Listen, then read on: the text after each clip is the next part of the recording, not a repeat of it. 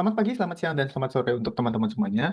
Perkenalkan, saya Jose Tristan Prabowo dengan NIM 163251006 dari Teknik Robotika dan Kecerdasan Buatan Angkatan 2025 dan kelasnya yaitu RK2. Nah, sekarang saya akan membahas mengenai Learning Journal, mengenai materi pembelajaran dari mata kuliah pemrograman dasar yang dilaksanakan pada Senin 8 Juni 2026. Nah, sebelum itu, apa sih objektif dari mata kuliah pada hari ini? Yaitu memahami konsep dasar pencarian data atau searching, mampu menerapkan algoritma linear search, lalu mampu menerapkan algoritma binary search pada data yang terurut, lalu memahami perbandingan kompleksitas waktu dari kedua algoritma tersebut. Nah, untuk aktivitasnya sama seperti biasa, ini dilakukan di Laboratorium Komputer Kampus C Universitas Erlangga. Kegiatannya dilaksanakan pada Senin 8 Juni 2026 dengan kegiatannya secara menyeluruh adalah mendengarkan ceramah atau lecture yang disampaikan oleh dosen teknik robotika dan kecerdasan buatan yaitu Bapak Ali Ihsanul Qauli. Nah, penyampaian materinya dilakukan melalui presentasi PowerPoint oleh dosen, lalu dilaksanakannya pembelajaran interaktif dan praktek coding secara langsung. Nah, untuk materinya ini berfokus pada searching dalam pemrograman C. Tujuannya adalah membekali mahasiswa dengan kemampuan memahami operasi pencarian sebagai metode untuk menemukan suatu nilai spesifik di dalam suatu kumpulan data. Lalu pembahasan materi meliputi pengenalan penerapan searching, lalu ada implementasi algoritma linear search, dan juga ada juga algoritma binary search yang membagi array menjadi dua bagian pada data yang wajib terurut, serta pemahaman mengenai perbandingan tingkat kompleksitas waktu antara kedua algoritma tersebut.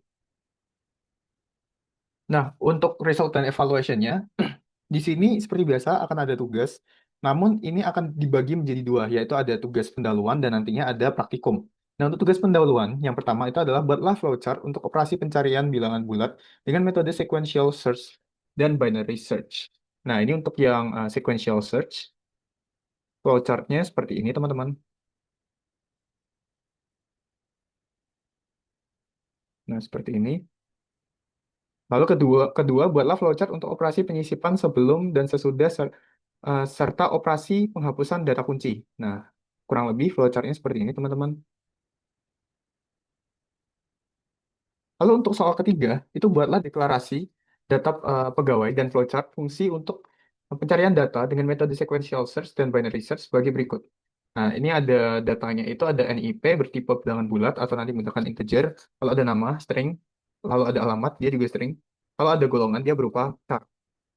Jadi nanti yang di golongan itu dia kasih open dan close bracket ya. Untuk deklarasi datanya seperti ini, teman-teman. Dan untuk flowchart dan sequential search, dia bentuknya seperti ini. Nah, untuk yang binary search, untuk bentuknya sendiri, dia seperti ini, teman-teman.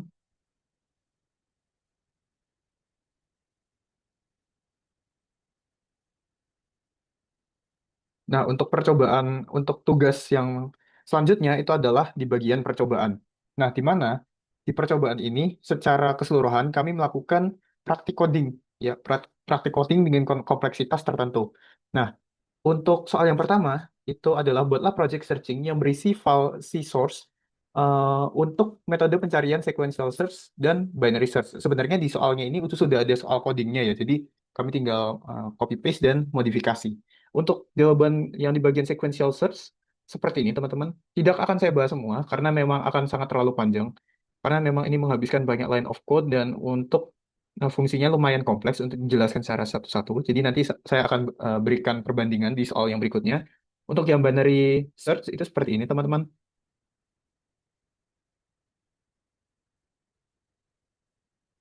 Nah, ini untuk pembahasannya itu ada di soal kedua, yaitu bandingkan kinerja pencarian dengan sequential search dan binary search berdasarkan latihan poin satu. Poin satu itu yang tadi nomor satu ya, yang pertama.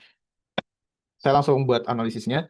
Berdasarkan program yang diberikan, sequential search dan binary search sama-sama digunakan untuk mencari nilai kunci pada array data, tetapi memiliki mekanisme dan efisiensi yang berbeda. Kalau sequential search, pencarian dilakukan berurutan mulai dari elemen pertama hingga elemen terakhir. Jadi benar-benar satu persatu dari awal sampai akhir. Akibatnya, jumlah perbandingan yang dilakukan bergantung pada posisi data yang dicari. Jadi ini bergantung ya, kalau misalnya datanya di awal, ya dia oke langsung ketemu. Tapi kalau misalnya datanya di belakang, maka itu akan membutuhkan waktu yang lebih lama. Nah, jika data berada di awal array, jumlah perbandingan relatif sedikit. Tetapi bila ada di akhir, jumlah perbandingannya jelas relatif banyak, teman-teman. Dengan demikian, waktu sequential search adalah O. apa namanya adalah nol n. N itu yang nanti diisi variabelnya. Jadi dia kayak satu-satu gitu. Kurang efektif. Nah, sebaliknya, pada program binary search, data terlebih dahulu diurutkan menggunakan algoritma quicksort. Nah, sehingga elemen-elemen berada di urutan menaik gitu. Jadi urutannya pasti urut. Walaupun datanya dia random gitu, tapi karena dia menggunakan algoritma quicksort, dia akan langsung diurutkan ke bagian urut. Nah, nanti kalau di binary search ini, proses pencariannya itu dilakukan dengan membandingkan nilai kunci terhadap elemen tengah. Jadi tengah array-nya itu nomor berapa gitu. Nanti dia akan mencari di bagian kiri dan bagian kanan gitu. Jadi itulah sebabnya dibagi menjadi eh, di apa namanya deteksi bagian tengah array-nya. Dengan cara ini, ruang pencarian berkurang menjadi setengah pada setiap iterasi. Akibatnya, jumlah perbandingan yang diperlukan jauh lebih sedikit dibanding sequential search. Untuk array berukuran 10 elemen, seperti pada program, binary search umumnya hanya membutuhkan sekitar 1 sampai 4 kali perbandingan untuk menemukan data atau memastikan data tidak ada. Kompleksitas waktunya adalah O log n. Ini untuk rumusnya, untuk kompleksitas waktunya ya. Artinya dia lebih efektif dan efisien, teman-teman. Dari sisi kinerja, binary search jauh lebih unggul dibandingkan sequential search. Nah, karena perbandingan ini memakan lebih dari sedikit waktu. Namun, binary search memiliki syarat bahwa data harus dalam keadaan urut, sehingga terdapat tambahan proses pengurutan sebelum pencarian data, yaitu menggunakan algoritma quicksort itu tadi. Gitu. Jadi harus benar-benar di quicksort, diurutkan, baru bisa dicari datanya. Sedangkan kalau yang sequential search, dia karena dia dicari satu-satu, dia nggak butuh secara urut gitu. Tetapi secara overall, binary search menunjukkan efisiensi yang jauh lebih baik dibandingkan sequential search, yang dapat diamati dari nilai jumlah perbandingan yang umumnya jauh lebih kecil pada binary search dibandingkan sequential search. Nah, untuk soal ketiga, yaitu implementasikan prosedur untuk menyisipkan data sebelum dan sesudah data kunci, serta prosedur untuk menghapus data kunci pada tugas pendahuluan. Jadi di bagian ini lagi dan lagi ada codingnya, di mana codingnya itu yang nanti kita tinggal modifikasi. Cuma di soalnya saya tidak masukkan karena takutnya akan memboros tempat, jadi saya tidak memasukkan codingnya di sini. Saya hanya memasukkan jawaban dari hasil modifikasi coding dari soalnya. Nah, untuk codingnya kurang lebih seperti ini.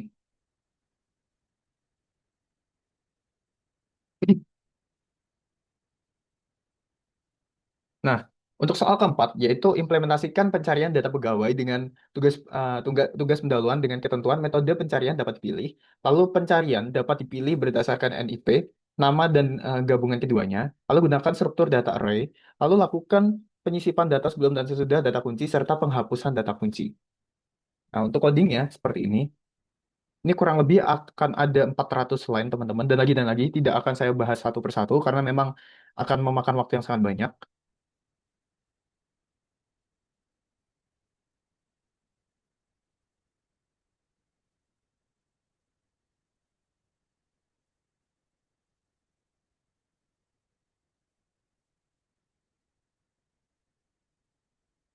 Ada sekitar 469 line of code.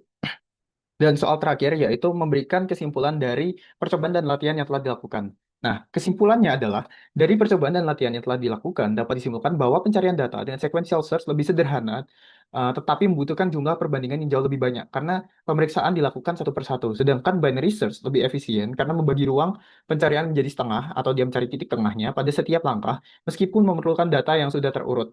Jadi bisa dibilang kompleksitasnya lebih kompleks. Selain itu, prosedur penyisipan sebelum dan sesudah data kunci serta penghapusan data kunci berhasil diimplementasikan dengan baik menggunakan struktur data array. Pada kasus data pegawai, program juga dapat dibuat lebih fleksibel karena pencarian dapat dipilih berdasarkan NIP, nama, dan atau gabungannya, serta metode pencarian dapat ditentukan sesuai kebutuhan. Secara umum, hasil percobaan menunjukkan bahwa binary search unggul dalam segi efisiensi, sementara sequential search tetap berguna karena lebih mudah diterapkan pada data yang belum terurut. Jadi untuk mengurangi kompleksitas. Dan pembahasan soal terakhir ini adalah sekaligus merupakan akhir dari video deskripsi pembahasan pada kali ini, teman-teman. Jadi sekian untuk video pembahasan dari saya. Mohon maaf bila ada salah kata. Terima kasih.